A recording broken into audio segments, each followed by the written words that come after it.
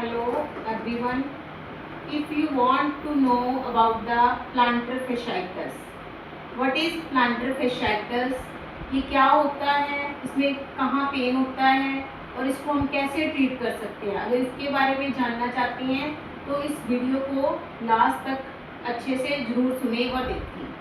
तो क्या है, व्हाट इज प्लांटर फेशियाइटिस?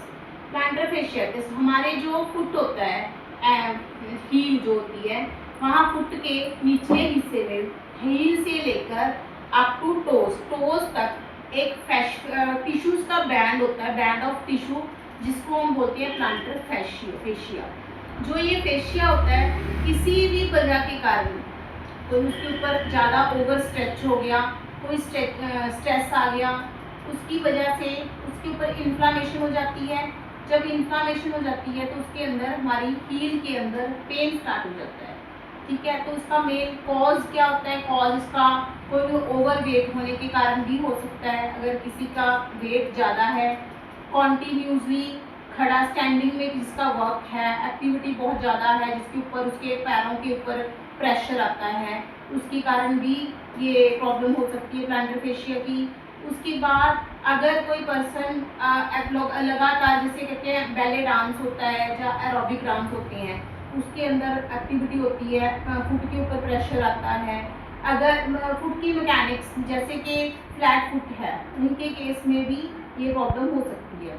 अब इसके अंदर होता क्या है, सिम्टम्स क्या होती हैं? सिम्टम्स होते हैं कि उस पेशेंट के हील के अंदर पेन होगा, हील के पेन होगा और पेन पूरे फुट के अंदर नीचे तक रेडिएट करेगा। और कुछ केस पेन क्या होता है, जब सुबह उठते हैं, पेशेंट मॉर्निंग में उठता है, उठते टाइम जब पैर को नीचे रखते हैं तो उसी टाइम उसको पेन महसूस, बहुत ज़्यादा स्टबिंग पेन होता है। ठीक है, और धीरे धीरे अगर पैर वो चलना स्टार्ट करता है तो एक बार पेन कम हो जाता है, बट फिर दोबारा से वो पेन रिटर्न करता है जब वो कॉन्टिन्यूसली एक्टिविटी करता है, कॉन्टिन्यूसली स्टैंडिंग पोजीशन में खड़ा होता है या चलता है, तो वो पेन फिर उसका पेन एग्रावेट करता है। तो इसके लिए क्या करना है कि हमें एक्टिविटीज़ जो है, अगर ओवरवेट है उसका वेट रिड्यूस करें और फुट के ऊपर स्ट्रेस और उसकी शू की मॉडिफिकेशन। शू मॉडिफिकेशन के अंदर क्या होता है कि कुछ पर्सन होते हैं कि ज़्यादा इस तरह की शू पहनते हैं कि जिसके कारण उसके फुट के ऊपर जो बॉडी का वेट है वो प्रॉपर डिस्ट्रीब्यूट नहीं हो पाता। ठीक है, या तो वेट उसका पूरा का पूरा हील के ऊपर डिस्ट्रीब्यूट होता है या पूरे पैर के ऊपर नहीं हो पाता। तो उसके लिए क्या है, या तो वो स्पोर्ट्स शूज पहने लगातार, या फिर पैर के अंदर हील के नीचे लगाने के लिए हमें सोल आते हैं, वो सोल भी वो यूज़ कर सकता है। ठीक है, जिससे उसका पेन जो है रिलीफ हो सकता है। और उसके इसके ट्रीटमेंट के अंदर अगर देखें हम, एक राइस थेरेपी होती है जिसको हम बोलते हैं रेस्ट कंडीशन, रेस्ट करें, एक्टिविटीज़ कम करें। आइस थेरेपी सबसे बेस्ट है, आइस थेरेपी।